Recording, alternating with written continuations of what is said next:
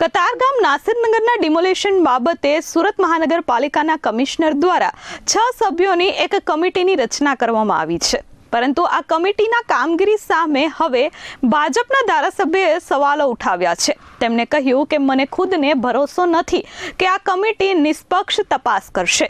આ કમિટી માટે સચિવ કક્ષાના અધિકારીઓ નીમવામાં આવે. સુરતના કતારગામ નાસિરનગરમાં થયેલા ભૂતિયા ડિમોલેશનનો મામલો રોજબરોજ ચર્ચામાં ચાલી રહ્યો છે. હવે તપાસ કમિટી બેસાડવામાં આવી છે. વિરોધ યથાવત રહેતા મનપા કમિશનરે 6 સભ્યોની કમિટી બનાવી છે અને આ કમિટી તપાસ કરશે. પરંતુ આ કમિટી સામે સ્થાનિકોએ તો સવાલ ઉઠાવ્યા, પરંતુ ભાજપના જ ધારાસભ્યએ કમિટીની કામગીરી સામે સવાલો ઊભા કર્યા છે. ધારાસભ્ય વિનુભાઈ મોરડિયાએ નિવેદન આપ્યું અને કહ્યું કે એસએમસી કમિશનર દ્વારા તપાસ કમિટી જે ગઠન કરવામાં આવી છે તેના પર મને જ ભરોસો નથી. જવાબદાર અધિકારીઓ જ તપાસ કેવી કરશે તે મોટો સવાલ છે. ધારાસભ્યએ કહ્યું કે આ તપાસ કમિટીમાં સમકક્ષ અધિકારીઓ નથી તેવું મારું માનવું છે. સચિવ કક્ષાના અધિકારીઓ તપાસ કરે તો આનો કોઈ નિવેડો આવે. આ બાબતે સરકારને હું રજૂઆત કરીશ અને કોઈને પણ છોડવામાં નહીં આવે.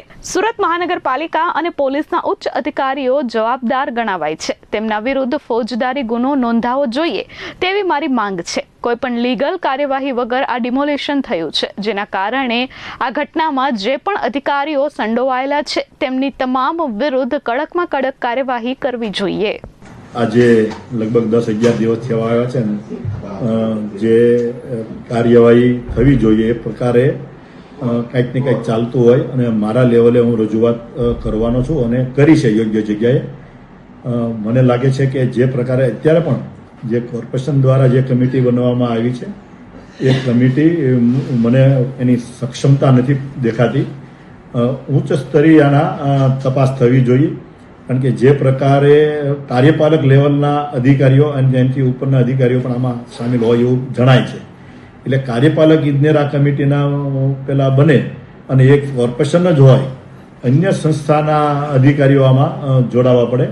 ઠીક છે, કમિશનરને લાગ્યું છે એટલે કમિશનરે એની પ્રાથમિક તપાસ માટે અત્યારે કમિટી નિમી છે, પરંતુ હું પણ હજી આગળ વાત કરીશ અને રજૂઆત કરવાનો છું કે આની માટે થોડી વ્યવસ્થિત રીતે કમિટી બને અને એ તપાસ કરે અને જે લોકોએ કાનૂન હાથમાં લેવાનો પ્રયાસ કર્યો છે અને જે પ્રકારે ડિમોલેશન થયું છે તો એની સામે સખત કાર્યવાહી થાય એ પ્રકારની કાર્યવાહી થવી જોઈએ, એ પ્રકારના મારા પ્રયત્નો રહેશે.